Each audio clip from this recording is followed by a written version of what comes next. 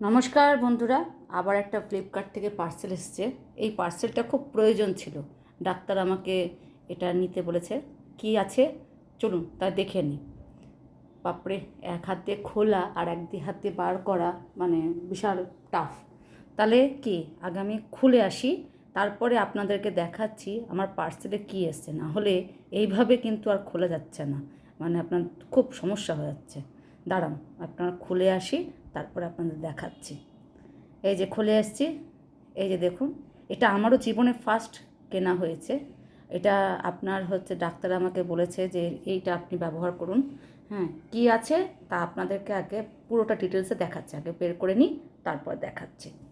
এই যে চারটা নিয়েছে, 160 টাকা বোধ হয়, আমার না ঠিক মনে নেই, 30 টাকা কি 40 টাকা করে এক একটা প্যাকেট। তারপরে আপনারা খুলে দেখাচ্ছি।